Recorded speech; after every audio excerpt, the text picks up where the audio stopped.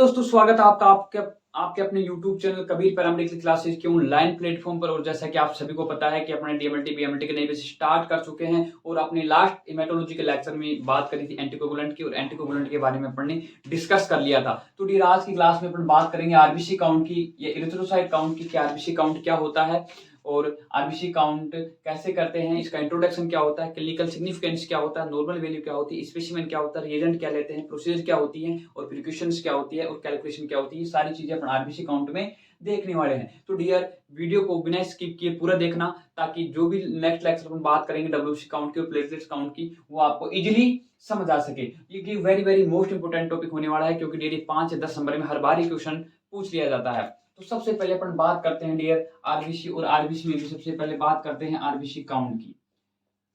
तो इसका सबसे पहले देखते हैं इंट्रोडक्शन की इंट्रोडक्शन क्या होता है।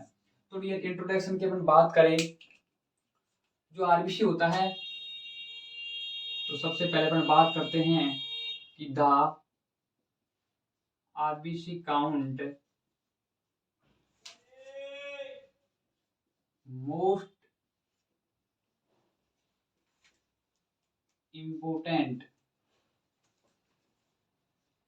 diagnosis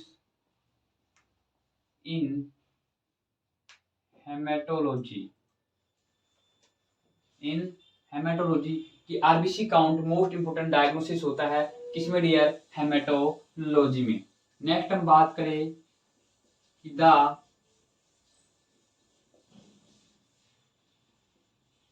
परमिटेड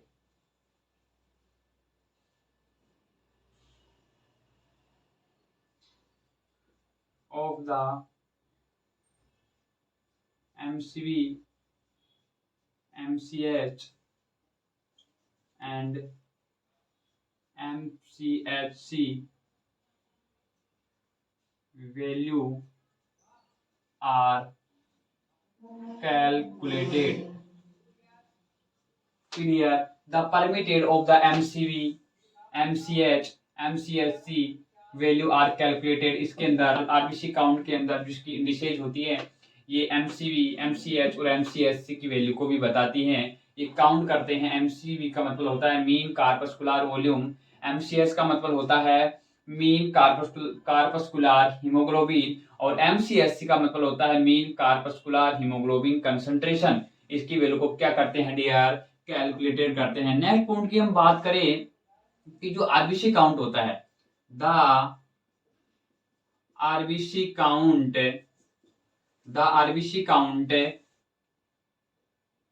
मैनुअल मेथड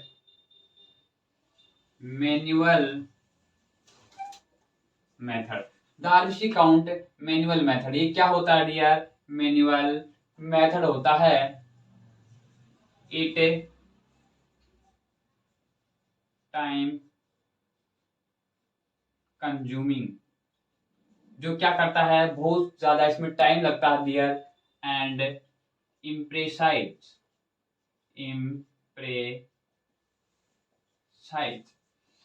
कि डियर हम बात करें इसमें कि आरबीसी काउंट एक मैनुअल मेथड होता है और इट टाइम कंज्यूमिंग एंड इम्प्रेसाइज, कि ये बहुत ज्यादा टाइम लेता है एंड इम्प्रेसाइज होता है, ये एक सटीक मेथड नहीं होता है। ठीक है डियर, तो ये थी बात हमारे इंट्रोडक्शन की। अब हम नेक्स्ट पॉइंट की बात करें कि इसका क्लिनिकल सिग्निफिकेंस क्या होता है, इसका क्लिनिकल सिग्निफिकेंस मतलब इसका महत्व क्या होता है, इसका पर्पज क्या होता है, ये टेस्ट हम क्यों करते हैं। तो डियर, नेक्स्ट पॉइंट डालिए, क्लिनिकल सिग्निफिकेंस। क्या dear? Clinical significance. Next point लगाइए, क्लिनिकल सिग्निफिकेंस, कि क्लिनिकल सिग्निफिकेंस क्या होता है, इसका महत्व हम क्यों करते हैं। सबसे पहले बात करते हैं डियर, किसी भी बीमारी में, किसी भी डिजीज की कंडीशन में जब आरबीसी का काउंट बढ़ जाए या आरबीसी का काउंट घट जाए, उस कंडीशन में अपन क्या करते हैं डियर? आरबीसी काउंट करते हैं। अब देखेंगे अपन कि किन किन डिजीज के अंदर आरबीसी काउंट बढ़ता है और किन किन डिजीज के अंदर आरबीसी का काउंट घटता है। तो सबसे पहली कंडीशन देखिएगा डियर, सबसे पहले देखते हैं अपन कि the RBC count and increase, the RBC count and increased the RBC count and increased observed in condition such as, कि देखेंगे कि आरबीसी का काउंट किन किन डिजीज के अंदर, किन किन कंडीशन के अंदर बढ़ जाता है। तो सबसे पहले देखिएगा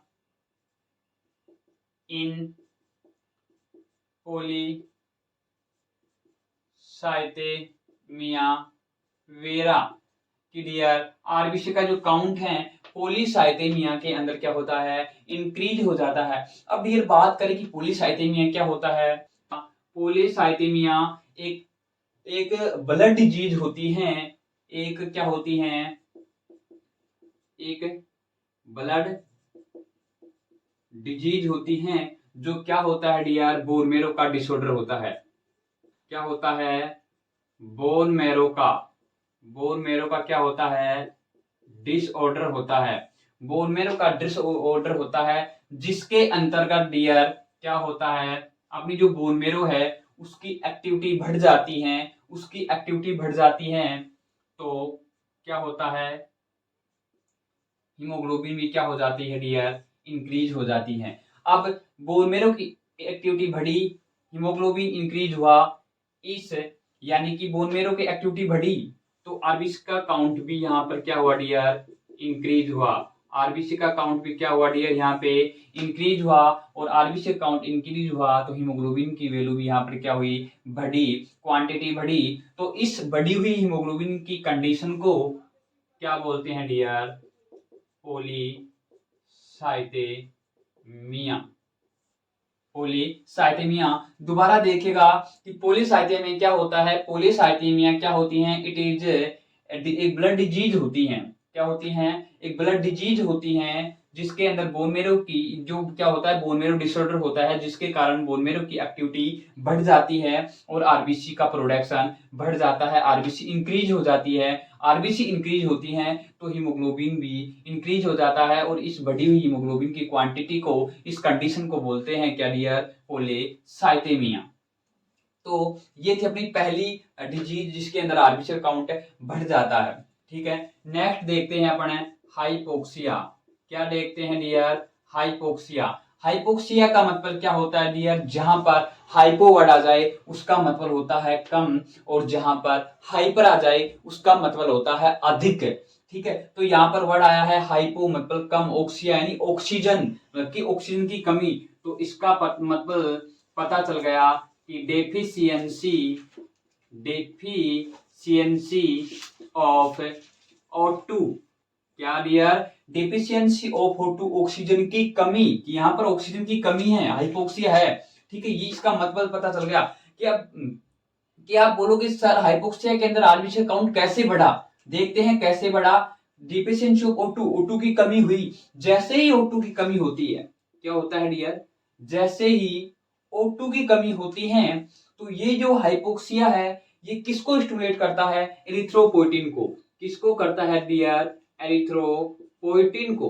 किसको करता है, इरिथ्रोपोइटिन को। और इरिथ्रोपोइटिन क्या होता है, एक हार्मोन होता है जो किसके द्वारा सिक्रेशन होता है, जिसका किडनी के द्वारा सिक्रेट किया जाता है इरिथ्रोपोइटिन को। अब हाइपोक्सिया जैसे इरिथ्रोपोइटिन को स्टिमुलेट करता है, जैसे ही इरिथ्रोपोइटिन को स्टिमुलेट करता है तो किडनी क्या करना स्टार्ट कर देती हैं, इरिथ्रोपोइटिन का सिक्रेशन करना स्टार्ट कर देती हैं बाय किडनी। तो ये किडनी के द्वारा क्या होता है डियर, सिक्रेशन होना स्टार्ट हो जाता है। ठीक है, और जैसे ही ये एरिथ्रोपोइटिन क्या करेगा, ये करेगा बोन मैरो को स्टिमुलेट। किसको स्टिमुलेट कर देता है डियर, ये कर देता है डियर बोन मैरो को क्या कर देता है, स्टिमुलेट कर देता है। और बोन मैरो को स्टिमुलेट करता है तो बोन मैरो की एक्टिविटी क्या होती है डियर, बढ़ जाती है। बोन मैरो की एक्टिविटी क्या होती है डियर, बोन मैरो एक्टिविटी क्या होती है, इंक्रीज हो जाती है, जिसके कारण आरबीसी का ओवर प्रोडक्शन होता है। और हाइपोक्सिया की कंडीशन में आरबीसी की क्वांटिटी या आरबीसी की वैल्यू बढ़ जाती है। ठीक है, तो ये था हमारा हाइपोक्सिया। नेक्स्ट हम देखते हैं कि और किन किन कंडीशन में आरबीसी का काउंट बढ़ जाता है। नेक्स्ट हम बात करते हैं कि pulmonary pulmonary pulmonary fibrosis pulmonary fibrosis के अंदर भी क्या होता है, आरबीसी का काउंट बढ़ जाता है। पल्मोनरी फाइब्रोसिस का मतलब होता है कि डिक्रीज, क्या होता है dear, decrease lungs function, decrease lungs function, कि हमारे जो लंग्स होते हैं वो काम करना कम कर देते हैं, और कम कर देते हैं तो अपने को क्या O2 के अंदर, ऑक्सीजन के अंदर क्या आती है डियर, प्रॉब्लम आती है, और वो हाइपोक्सिया की कंडीशन में आकर के वो हमारे इरिथ्रोपोइटिन का सिक्रेशन ज्यादा होता है करने के द्वारा, और बोन मेरो की एक्टिविटी बढ़ जाती है, आरबीसी का ओवर प्रोडक्शन होता है। ठीक है, नेक्स्ट हम देखते हैं कि इन क्रोनिक हार्ट डिजीज, अगर कोई क्रोनिक का मतलब होता है डियर लंबे समय से, क्रोनिक के दो वर्ड होते हैं, क्या होते हैं डियर, एक होता है क्रोनिक, आपको बता दूं, एक होता है क्रोनिक और एक होता है एक्यूट। जहां पर क्रोनिक वर्ड आ जाए, क्रोनिक का मतलब होता है लंबे समय से, और एक्यूट का मतलब होता है सडनली, क्या होता है डियर, सडनली। ठीक है, तो यहाँ बात आ रही है क्रोनिक हार्ट डिजीज की, कि क्रोनिक हार्ट डिजीज अगर किसी पेशेंट में है तो उसकी भी आरबीसी काउंट आपको बढ़ा हुआ देखने को मिल सकता है। तो अगर क्रोनिक हार्ट डिजीज है तो क्रोनिक का मतलब कोई लंबे समय से हार्ट डिजीज चल रही है, उस कंडीशन में भी आरबीसी का काउंट बढ़ा हुआ देखने को मिल सकता है। ठीक है डियर, तो हाइपोक्सिया हो गया, पोलीसाइथेमिया हो गया, पल्मोनरी फाइब्रोसिस हो गया, इन क्रोनिक हार्ट डिजीज हो गई। और भी अगर हम बात करें तो आपको डिहाइड्रेशन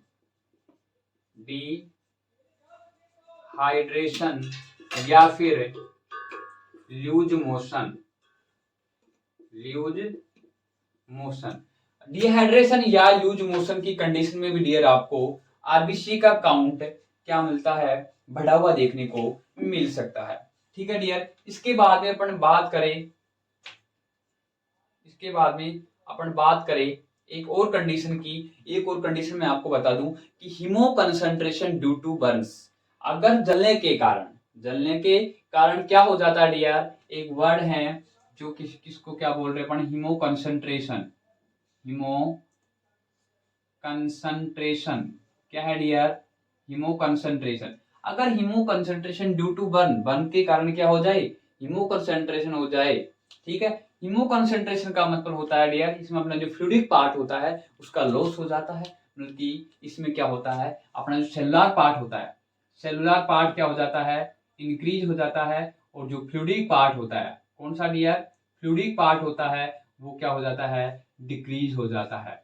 मतलब कि हमारा प्राथमिक जो पार्ट होता है वो डिक्रीज हो जाता है और सेलुलर पार्ट इंक्रीज हो जाता है, इस कंडीशन को बोलते हैं हीमो कंसंट्रेशन। तो डियर अपना ये था क्लिनिकल सिग्निफिकेंस के अंदर आरबीसी का काउंट किन किन कंडीशन में बढ़ता है, वो सारी डिजीज हमने देख ली। पोलीसाइथेमिया के अंदर देखा, हाइपोक्सिया के अंदर बात की, पल्मोनरी फाइब्रोसिस के अंदर बात की, इन क्रोनिक हार्ट डिजीज के अंदर बात की, और डिहाइड्रेशन या लूज मोशंस के अंदर बात की, और एक और वर्ड हमने देखा हीमो कंसंट्रेशन, जो किसके कारण, ड्यू टू बर्न्स के कारण हो जाए। ठीक है, तो ये कंडीशन थी जिसके कारण आरबीसी का काउंट बढ़ने को देखने को मिल सकता है। अब बात करते हैं कि वो कौन कौन सी कंडीशन है जिसमें आरबीसी का काउंट क्या होता है डियर, डिक्रीज होता है। तो आप काउंट लगाइएगा डिक्रीज कैसे होता है। तो अब बात करते हैं डियर किसकी, आरबीसी काउंट किन किन कंडीशन में डिक्रीज होता है। तो देखिएगा, the RBC count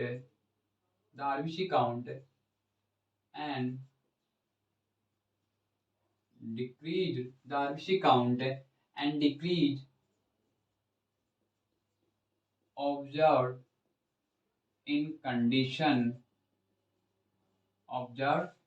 condition such जैसे अपन बात करें कि इन प्रेगनेंसी, इसमें इन प्रेगनेंसी, ठीक है, इन ओल्ड एज, या फिर इन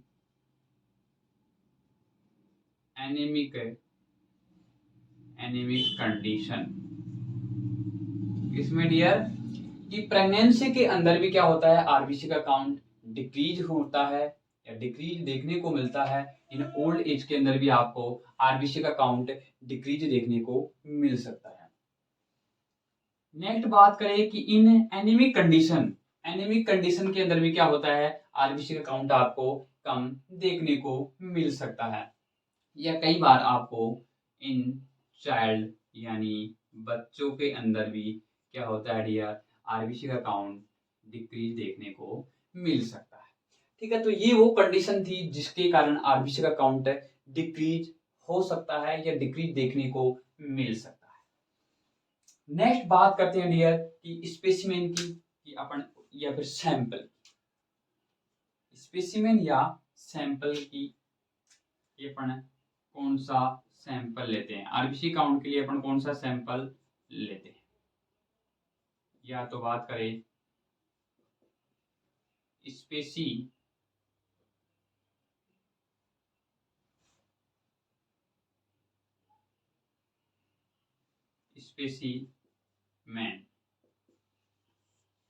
स्पेसिमेन ये सैंपल, तो अपन डियर इसमें कौन कौन से सैंपल का यूज कर सकते हैं, अपन यूज करते हैं dear EDT, anti coagulant, EDT anticoagulant blood या स्पेसिमेन।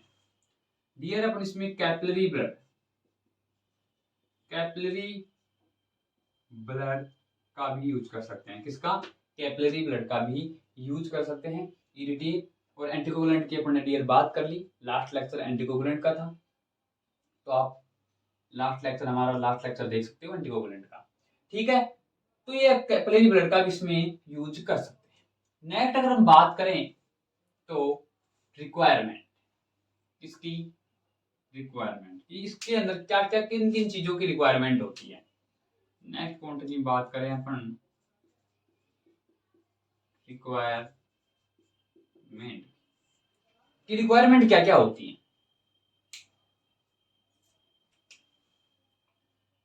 रिक्वायरमेंट किन किन चीजों की रिक्वायरमेंट होती है, तो सबसे पहले अपने पास में क्या होना चाहिए डियर, आरबीसी प्रिपेयर्ड होना चाहिए। क्या होना चाहिए, आरबीसी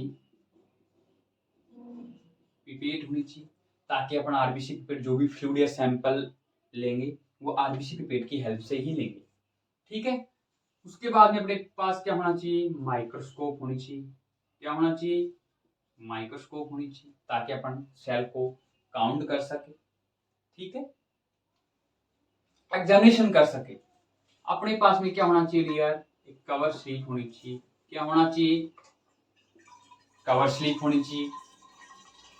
और डियर अपने पास क्या होना चाहिए, अपने पास में होना चाहिए एक हीमेटोसाइटोमीटर, हीमेटोसाइटोमीटर।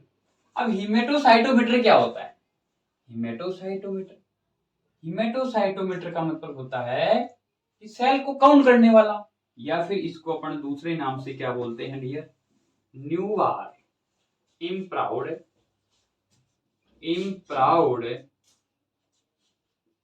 न्यू बार चैम्बर, क्या बोलते हैं, न्यूबार इम्प्राउड न्यू बोलते हैं, या हीमेटोसाइटोमीटर जो सेल को काउंट करता है। इन चीजों के अपने पास में क्या होती है डियर, रिक्वायरमेंट होती है। ठीक है, नेक्स्ट पॉइंट की हम बात करें, इसकी नेक्स्ट की बात कर लेते हैं अपन रिएजेंट की। जब अपन आरबीसी काउंट करते हैं तो अपने पास में कौन से रिएजेंट की जरूरत होती है, किसकी बात कर लेते हैं डियर, रिएजेंट की बात कर लेते हैं। देखो रिएजेंट के अंदर अपन इसमें क्या यूज लेते हैं, diluting fluid. RBC diluting fluid का यूज करते हैं। अब आरबीसी डाइल्यूटिंग फ्लूइड को हम क्या बोलते हैं डियर, हेम्स फ्लूइड भी बोलते हैं। क्या बोलते हैं, हेम्स फ्लूइड भी बोलते हैं। तो अपन इसमें लिख सकते हैं कि अपन क्या लेते हैं, आरबीसी डाइल्यूटिंग फ्लूइड का यूज करते हैं। इसको क्या बोलते हैं डियर, अपन हेम्स फ्लूइड भी बोलते हैं। क्या बोलते हैं डियर, हेम्स फ्लूइड भी बोलते हैं। ठीक है, अब बात कर ले इसके कंपोजिशन की। किसके कंपोजिशन की, आरबीसी डाइल्यूटिंग फ्लूइड की या हिम्स फ्लूइड की। ठीक है, तो अपन यहां बात कर लेते हैं इसके कंपोजिशन की, कि composition of hymns fluid, composition of hymns fluid की, हिम्स फ्लूइड किन किन चीजों से मिलकर बना। ठीक है, अब बात करते हैं इसके कंपोजिशन की। तो ये किससे मिलकर बना होता है डियर, सोडियम साइट्रेट। किससे मिलकर बना होता है, सोडियम साइट्रेट से, जो कितना होता है 0.3 ग्राम। फॉर्मलिन से जो कितना होता है 1 ml। और डिस्टिल वाटर से, किससे, डिस्टिल्ड वाटर से। डिस्टिल वाटर किससे मिलकर बना होता है, सॉरी 100 ml डिस्टिल वाटर का यूज करते हैं। अगर अपन इन तीनों को मिक्स कर देते हैं, क्या डियर, इन तीनों को मिक्स कर देते हैं, तो अपने पास में हिम्स फ्लूइड या फिर आरबीसी डाइल्यूटिंग फ्लूइड क्या हो जाता है, प्रिपेयर्ड हो जाता है, तैयार हो जाता है। ठीक है, सोडियम साइट्रेट का यूज क्यों करते हैं, देखिए डियर, सोडियम साइट्रेट का यूज हम क्यों करते हैं। सोडियम साइट्रेट क्या करता है, prevent to the blood clot, कि ब्लड क्लॉट को रोकता है, प्रिवेंट करता है। ठीक है, फॉर्मूले की बात करें तो prevent bacterial and fungal growth, fungal growth और बैक्टीरियाज की ग्रोथ को क्या करता है, प्रिवेंट करता है, रोकता है फॉर्मूला। ठीक है डियर, या हमारी जो सेल्स होती हैं उसको भी प्रिजर्व रखने का काम करता है। तो बात करते हैं principal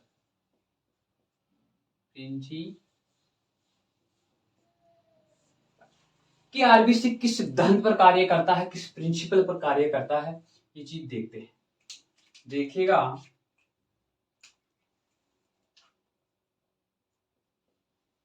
the blood specimen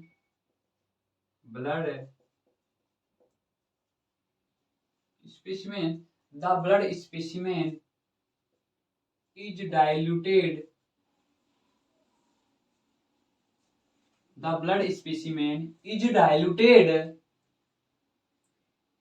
1:200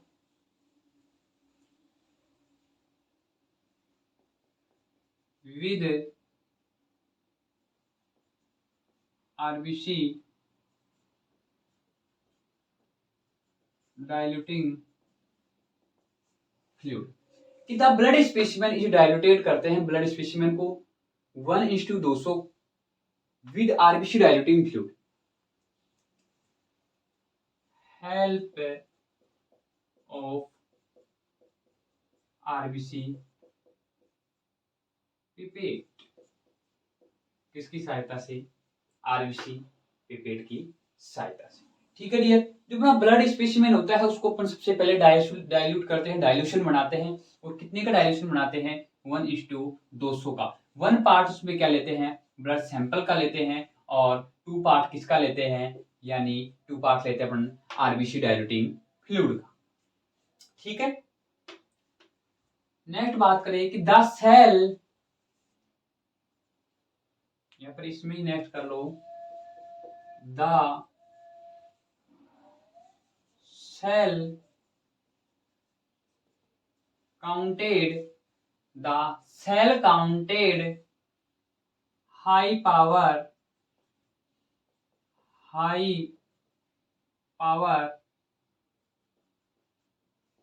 under microscopic examination.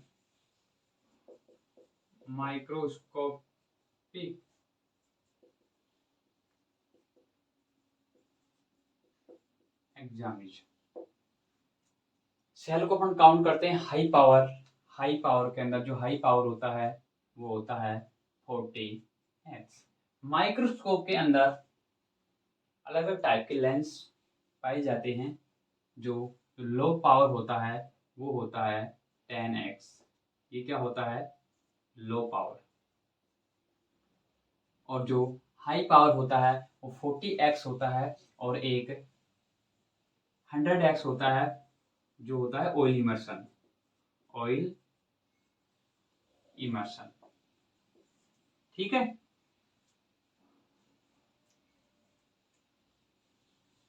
कि the blood specimen is diluted 1:200 with RBC diluting fluid, help of RBC pipette, the cell counted high power under microscopic examination की माइक्रोस्कोपिक एग्जामिनेशन के अंडर हम क्या करते हैं? Microscope के under examination करते हैं हाई पावर पे, हाई पावर जो कि 40x होता है।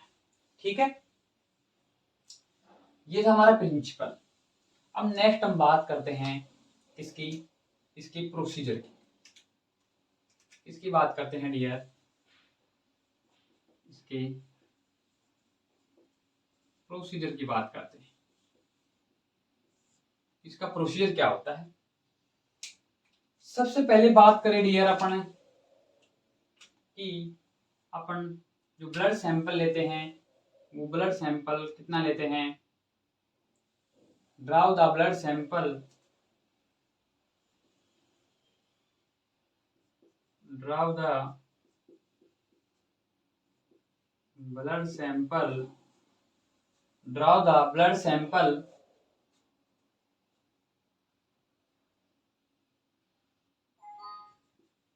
up to 0.5 marks, help of RBC pipette,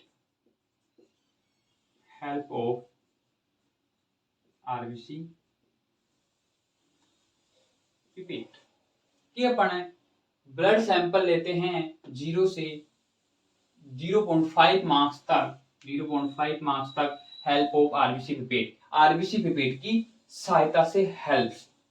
ठीक है, फिर उसके बाद में अपन क्या करते हैं कि wipe the carefully access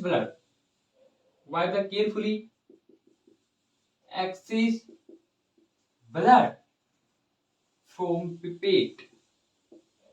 from pipette या by the कॉटन, ये हेल्प ऑफ कॉटन कि क्या करते हैं कि वाइप उसको क्लीन करते हैं केयरफुली, सावधानी पूर्वक, एक्सेस जो एक्स्ट्रा होता है, फालतू होता है ब्लड फ्रॉम पिपेट से बाय द कॉटन की हेल्प से क्या करते हैं? जो हमारी जो पिपेट होती है वो पिपेट में जो एक्स्ट्रा ब्लड होता है उसको क्या करते हैं? क्लीन करते हैं कॉटन की हेल्प से। फिर उसके बाद में अपन क्या करते हैं dear? Draw the RBC diluting fluid up to 101 marks, help of RBC pipette कि डियर अपन क्या लेते हैं? आरबीसी डाइल्यूटिंग फ्लूइड लेते हैं 101 मार्क्स तक, हेल्प ऑफ आरबीसी पिपेट की सहायता से। ठीक है, ले लिया। अब क्या करते हैं कि कुछ ब्लड क्या होता है अपना एक्स्ट्रा आ जाता है उसमें, कुछ ब्लड या फिर बोले तो आरबी डाइल्यूटिंग फ्लूइड, तो उससे पहले अपन को क्या करना है? दोनों को मिक्स करना है। पहले तो क्या करना है? वेल मिक्स करना है। किसको? Well mix blood sample, well mix blood sample, well mix blood sample किसके साथ में? With RBC diluting fluid, RBC diluting fluid, RBC diluting fluid के साथ में ब्लड सैंपल को मिक्स करना है। मिक्स कर लिया। अब जो ब्लड कुछ एक्स्ट्रा आ जाता है, जो ब्लड डाइल्यूटिंग फ्लूइड एक्स्ट्रा आ जाता है, जो फ्लूइड अपना एक्स्ट्रा है, उसके लिए अपन क्या करते हैं, कुछ ड्रॉप, फ्यू ड्रॉप क्या करते हैं, डिस्कार्डेड करते हैं। तो अपन लिख सकते हैं अपनी थ्योरी में कि few drop discarded, few drop discarded from the pipette, from the pipette, कि कुछ ड्रॉप क्या करते थे अपन पे से डिस्कार्ड करते थे। ठीक है, अब डिस्कार्ड कर दिया। डिस्कार्ड करने के बाद में अपन क्या करते हैं डियर, क्या करते हैं अपन उसको कवर स्लिप से कवर करते हैं। क्या करते हैं, Neubauer chamber, cover the Neubauer chamber, cover the Nuvar chamber with cover slip, कि कवर स्लिप की सहायता से क्या करना है, न्यूबार चैम्बर को कवर करना है। अब कवर करने के बाद में क्या करते हैं, न्यूबार चैम्बर को कवर स्लिप से कवर कर लेते हैं। उसके बाद में क्या करते हैं, उसको फील्ड करते हैं। फील्ड करते हैं तो अपन ये चार्ज करते हैं किसको, न्यूबार चैम्बर। तो यहां लिख सकते हैं कि charge the Neubauer chamber, charge the Neubauer chamber with fluid, जो अपने पास में डायलेटिंग फ्लूइड है वो क्या कर देंगे, उससे न्यूबार चैम्बर को चार्ज कर देंगे, फुल फिल कर देंगे। ठीक है, अब चार्ज करने के बाद में देखिएगा क्या करते हैं, उसको क्या करेंगे, अपने चार्ज कर दिया। चार्ज करने के बाद में इसको क्या करेंगे डियर, 2 से 3 मिनट तक वेट करते हैं। क्यों करते हैं, ताकि जो अपनी इसमें जो सेल्स होती हैं वो क्या हो जाए, उसमें सेटल डाउन हो जाए। क्या हो जाए, सेटल डाउन हो जाए। तो अपने नेक्स्ट देखते हैं, तो सेल क्या हो जाए, सेटल डाउन हो जाए, इसके लिए अपन 2 से 3 मिनट के लिए वेट करते हैं। क्या करते हैं डियर, वेट करते हैं। Wait cell to the settle down, cell to the settle down, wait wait wait cell to the settle down. ठीक है, ये फिर ऐसे कर सकते हो, wait for 2 to 3 minute, wait for 2 to 3 minute, cell to settle down, cell क्या हो जाए, सेटल डाउन हो जाए। अब सेल सेटल डाउन होने के बाद में क्या करते हैं अपन dear, put on Neubauer chamber, put the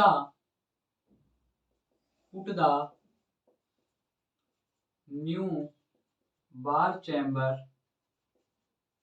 put the Neubauer chamber, ये न्यू बार चैम्बर को क्या पुट करेंगे अपन on, put the Neubauer chamber on microscope stage, microscope stage, microscope stage के ऊपर क्या करेंगे, न्यूबार चैम्बर को, put the Neubauer chamber on microscope stage, microscope stage के ऊपर क्या कर देंगे, पुट कर देंगे, रख देंगे, ताकि उनको क्या करना है, सेल काउंट करना है। ठीक, अब सेल्स को काउंट करेंगे। अब सेल्स को क्या करते हैं, काउंट करते हैं, और सेल्स को क्या करेंगे डियर, अब काउंट करेंगे, और ये जो काउंट करेंगे examination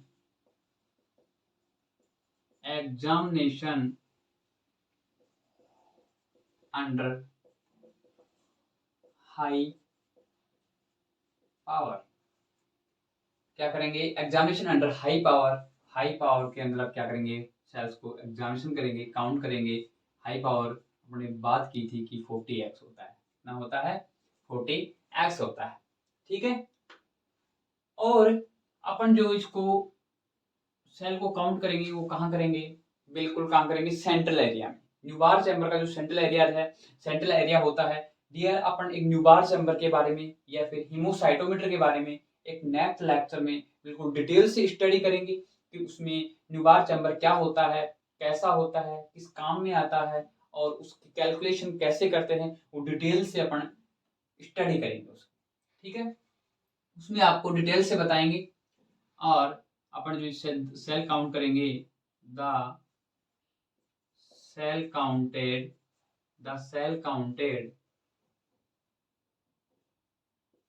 in central square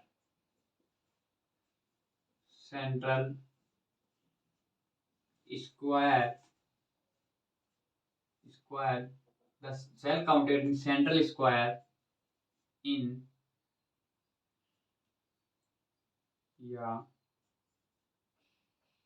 of the hemocytometer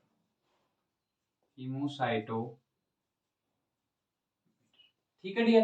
the cell counted in central square जो सेंट्रल बिग स्क्वायर होते हैं, 5 स्क्वायर होते हैं आरबीसी का, जो काउंट करते हैं वो न्यूबार चैम्बर के अंदर अपना जो सेंट्रल स्क्वायर होता है, सेंट्रल बिग 5 बिग स्क्वायर होते हैं, वहां पर आरबीसी को क्या करते हैं डियर, काउंट करते हैं ऑफ द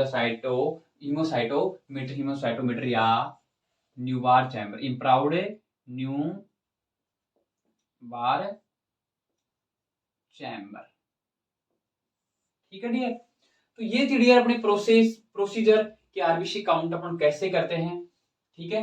तो अपन नेक्स्ट पॉइंट की हम बात करेंगे अपना जो कैलकुलेशन क्या होती है, फिर बात करेंगे प्रिकॉशंस। तो डियर अब अपन बात करेंगे किसकी, कैलकुलेशन की,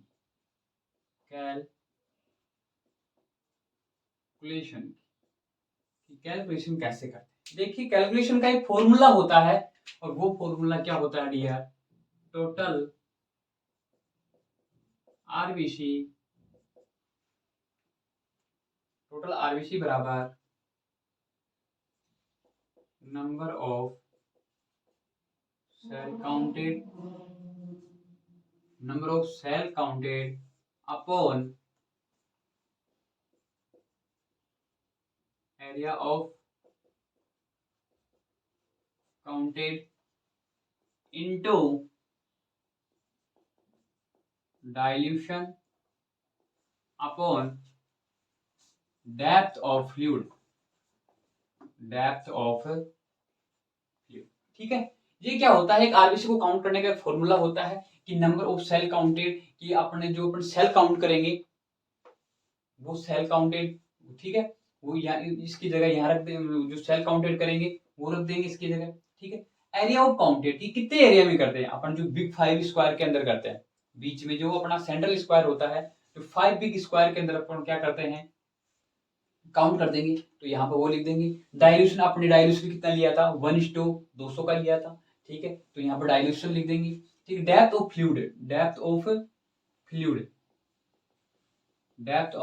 फ्लूइड की जो न्यूबार चैम्बर के अंदर हिमेटोसाइटोमीटर के अंदर जो जो अपने फ्लूइड फिल किया था, जो फ्लूइड डाला था, उसकी डेप्थ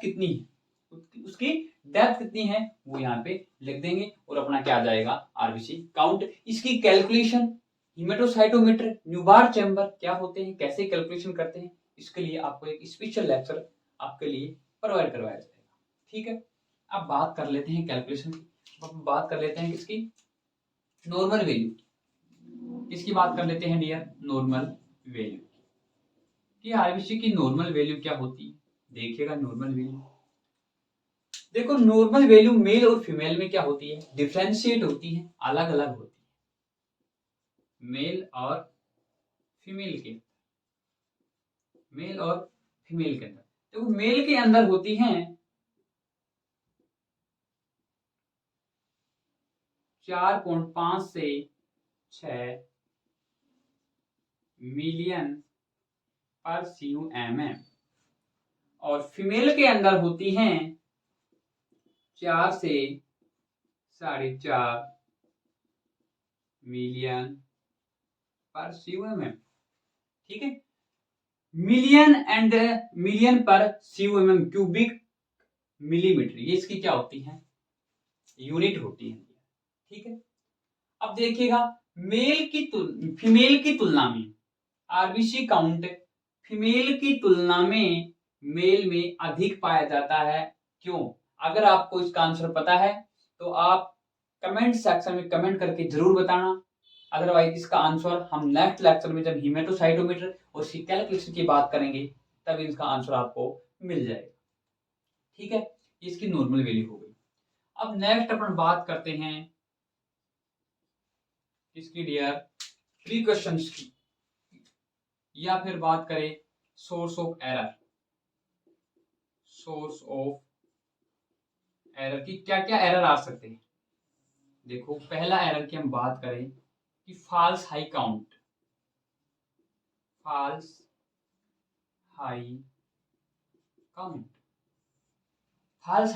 ये कुछ एरर है। ठीक है, एरर की बात करें। अब फॉल्स हाई काउंट कब और कैसे कैसे आ सकता है? जब क्या हो, इम्प्रॉपर मिक्सिंग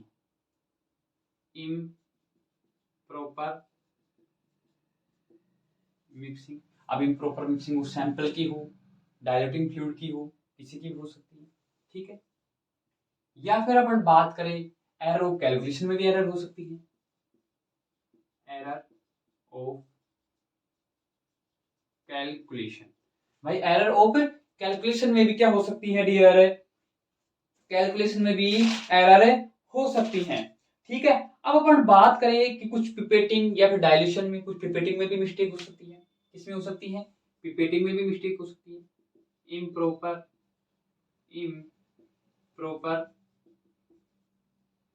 पिपेटिंग। ठीक है, तो इसके कारण क्या हो सकता है, अपना जो रिजल्ट है, अपना जो काउंट्स है, वो क्या आ सकते हैं, हाई आ सकते हैं। ठीक है, अब नेक्स्ट हम बात कर लें कि फॉल्स लो काउंट। क्या डियर? फॉल्स लो काउंट।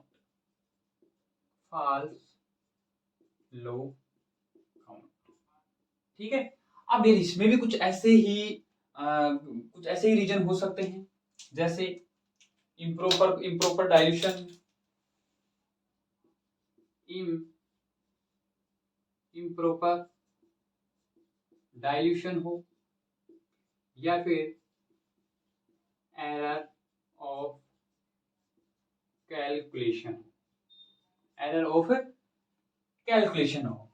ठीक है, तो ये हमारे क्या है, सोर्स ऑफ एरर कि इन कारण एरर भी आ सकते हैं। अपना जो रिजल्ट है और काउंट है वो फॉल्स हाई काउंट भी हो सकता है और फॉल्स लो काउंट भी हो सकता है। तो डियर, ये थी अपनी आरबीसी काउंट। और डियर अपन नेक्स्ट लेक्चर में बात करेंगे डियर डब्ल्यूबीसी काउंट की। तो उम्मीद है आपको ये वीडियो पसंद आई होगी, समझ आई होगी। अगर आपको समझ नहीं आई, कुछ डाउट है, तो आप हमारे कमेंट सेक्शन में कमेंट करके जरूर बताना। और हाँ, अगर आपको हमारी वीडियो पसंद आई हो तो वीडियो को लाइक करना और सभी दोस्तों के साथ में शेयर करना, ताकि सभी इजीली इस टॉपिक को समझ सके। ठीक है दोस्तों, तो हाँ, अगर आप हमारे चैनल पे नए हो तो प्लीज चैनल को सब्सक्राइब करना और बेल आइकन के ऑल के बटन पर प्रेस करना। तो ठीक है दोस्तों, मिलते हैं एक और नई वीडियो के साथ। जब तक के लिए थैंक यू सो मच।